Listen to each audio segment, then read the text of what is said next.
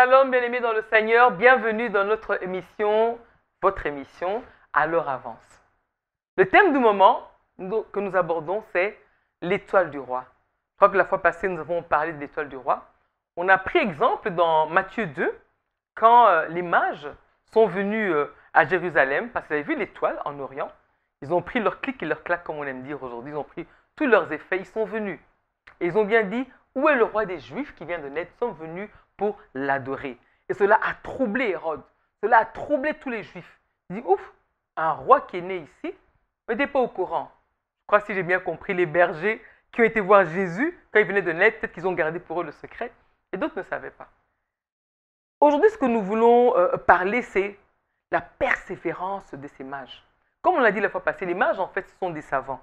C'est des savants qui habitaient en Orient, et on suppose, d'après les historiens, qu'ils avaient lu la parole de Dieu.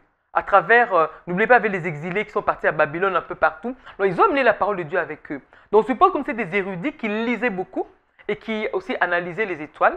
Donc, ils ont lu la parole de Dieu et quand ils ont lu, ils ont cru. Car s'ils n'avaient pas cru, je ne crois pas qu'ils auraient fait le geste qu'ils ont fait.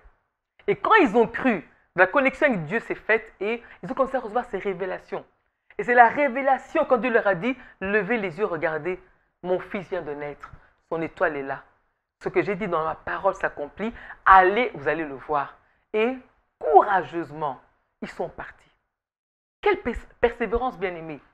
Ils étaient en Orient. Vous savez, ce n'est pas comme aujourd'hui, vous prenez un avion, vous partez. Ce n'est pas comme aujourd'hui, vous prenez un train et ainsi de suite. Prenez une voiture, vous allez d'un coin à un autre. Non, à l'époque, c'était difficile, c'était dangereux. Mais tellement, moi c'est cet amour-là de Dieu qui me touche.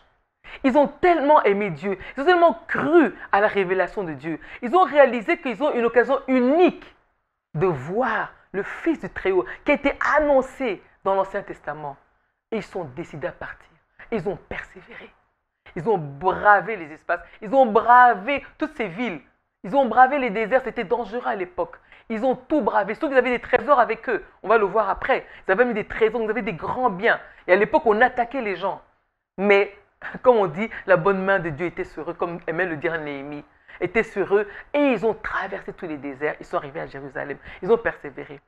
Arrivés là, ils ont demandé, mais où il vient de naître? Trouble dans la population. Les gens disent, mais où il vient de naître? Alors, ce qui est étonnant, c'est que les mêmes qui n'ont pas su où Jésus est en train de naître, qui n'ont pas su aller voir Jésus, là où il résidait avec Marie, mais c'est eux qui ont annoncé au roi Hérode où devait naître le roi des Juifs. Ils ont dit non, non, il devait naître à tel endroit, parce que la parole a dit ça dans Michée. Alors, imaginez la différence.